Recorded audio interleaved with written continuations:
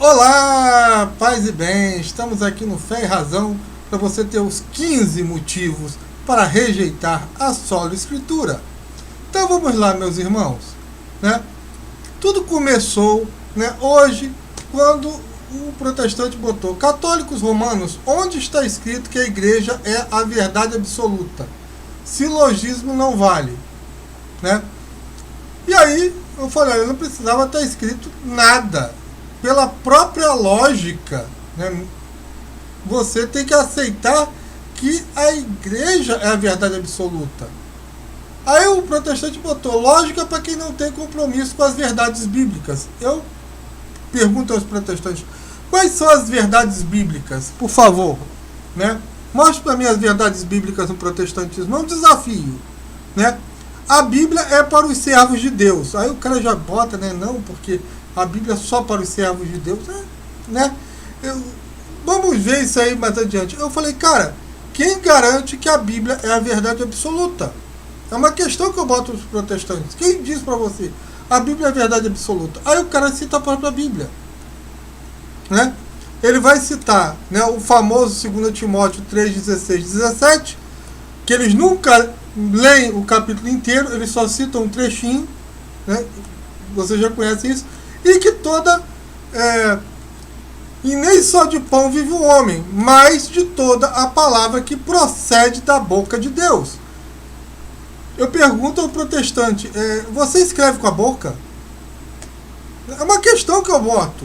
E quem garante que quem escreveu isso estava falando a verdade? E outra questão: aonde é que no texto acima, quando diz que a escritura é útil, que ela é suficiente? Olha, protestantes, vocês vão ter que adulterar mais um pouco a Bíblia, porque não está dando para vocês. Está ficando chato, está ficando feio. Adulterem mais a Bíblia, né?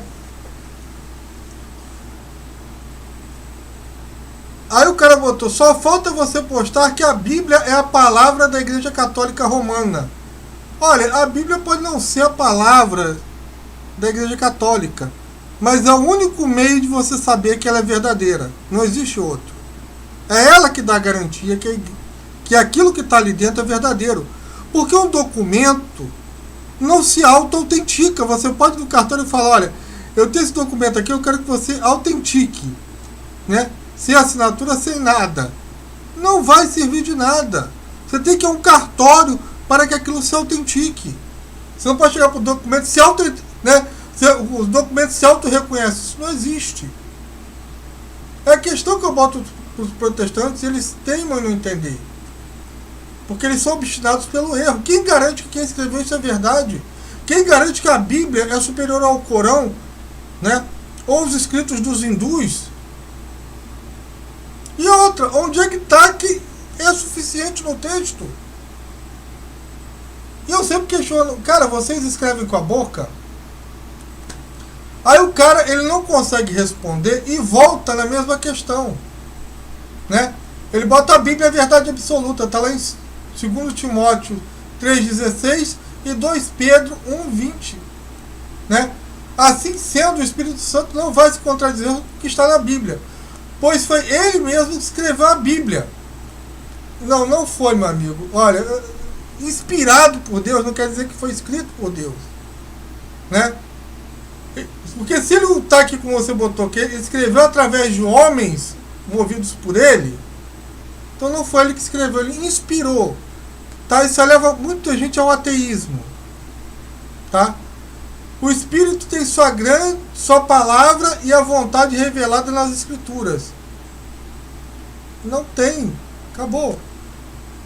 Desculpa, mas ele sozinho não tem. Porque ele precisa da igreja, que ela sim é que tem o Espírito Santo, para reconhecer aquilo que é obra do Espírito Santo, né? Aí ele bota assim: sendo, se alguém disser que o Espírito Santo está ensinando algo que não está na Bíblia, ou que é o contrário ao que está na Escritura, pode ter certeza que o Espírito Santo não é o Espírito Santo que fala naquela pessoa. O Espírito Santo não pode se contradizer, né? Ou não se contradiz. É como ele colocou aqui. Gente, é tanta abobrinha, né, que eu botei os textos aqui, né? Que de novo ele, né, diz que toda a Escritura é inspirada, né, por Deus e útil para ensinar. Paulo usa textos dizendo que a Escritura que não estão na Escritura, tipo Jesus Cristo ressuscitar ao terceiro dia. Então você já vê que o entendimento de Paulo do que era Escritura é muito maior do que sonha a filosofia protestante, já começa daí. E ele coloca, segundo a Pedro, né, que nenhuma profecia da Escritura é de interpretação pessoal. Né? E aí começa, né? Aqui é que eu começo os meus 15 questionamentos para que você rejeite a sola Escritura. Primeiro, em um dos textos que o protestante colocou, define a Bíblia como verdade absoluta. Até porque Escritura é uma coisa, Bíblia é outra. Correto?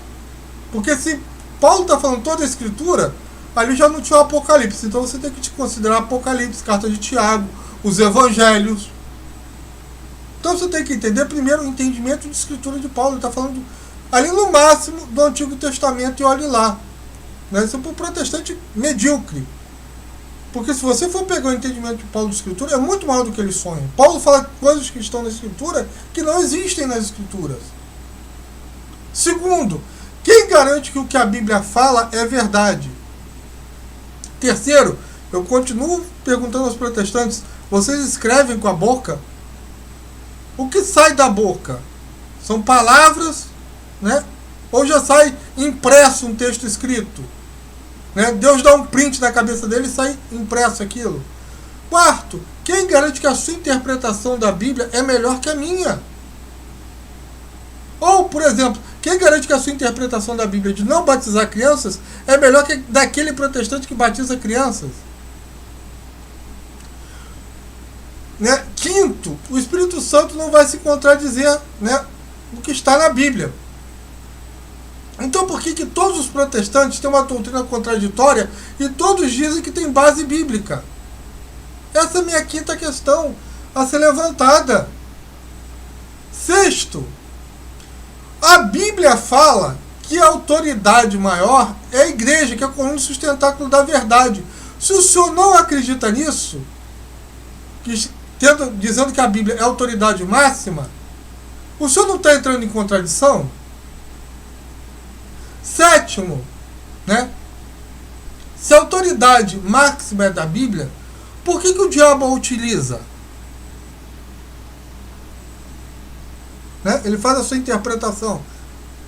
Oitavo, me mostra Jesus dando autoridade à Bíblia e não aos apóstolos. Nono, a igreja passou mais de 300 anos sem Bíblia. Então Deus deixou todo mundo no erro esses 300 anos. Né? Décimo, como é que eu posso dizer que a Bíblia é a autoridade máxima e ignorar a autoridade da igreja que montou essa Bíblia? Ora, se eu questiono a autoridade da igreja dizendo que ela não é a autoridade máxima, eu posso tirar e colocar os livros da Bíblia que eu quiser, porque nem a própria Bíblia diz quais são os livros que tem nela. 11º, o senhor afirma que nenhuma, né, o texto que ele colocou, que nenhuma escritura, né, nenhuma profecia da Escritura é de interpretação pessoal. E o cara vem com uma interpretação pessoal. Não é uma contradição? Quer dizer, quando é que esses caras vão realmente aceitar a Bíblia como autoridade máxima? Se a Bíblia é autoridade máxima e ela diz que não pode ter interpretação pessoal, então, obviamente, aqui o protestante não está aceitando essa autoridade bíblica. Para mim isso é público e notório. Acabou. 12º, né, na própria segunda carta a Timóteo, né, que eles dizem que, né, ela é suficiente, não precisa de mais nada, e aqui é para provar que os protestantes não leem a Bíblia, né, ou leem pela interpretação do diabo, pelo seja lá o que for, né, pelo próprio umbigo, é que Paulo diz para tomar ele como modelo de ensinamento salutar. Está no primeiro capítulo, versículo 13. Dos ensinamentos, né, Timóteo se inspirar em Paulo. Paulo mesmo fala em outras cartas, Tomem a mim como exemplo. Se Paulo, as escrituras eram o suficiente, Paulo no próprio capítulo 3, ele, além de voltar à autoridade dele, ele recorre à tradição oral, que está no versículo 8. É o 13º, é um negócio que tem que ser questionado aqui. 14º, Paulo apela para a própria doutrina, como modo de vida. E para matar Paulo, 15º, tá? Paulo não precisaria escrever 2 cartas para Timóteo, se as escrituras eram o suficiente para ensinar. Ele simplesmente escreveria na primeira carta. As escrituras do Antigo Testamento é o suficiente. Mas ele diz que ela é útil, não suficiente. Quer dizer, qualquer pessoa que tem um mínimo de entendimento de português, que for honesto, não tem outra interpretação que não essa, né? Mas aqueles que são levados pelo diabo e pelo orgulho só podem cair nesse erro. Então, gente, esse é meu recadinho. Se Deus quiser, né, de noite às 7 horas, nós vamos ter Pérolas Protestantes aqui, né? Paz e bem para todo mundo. E até a próxima. Amém.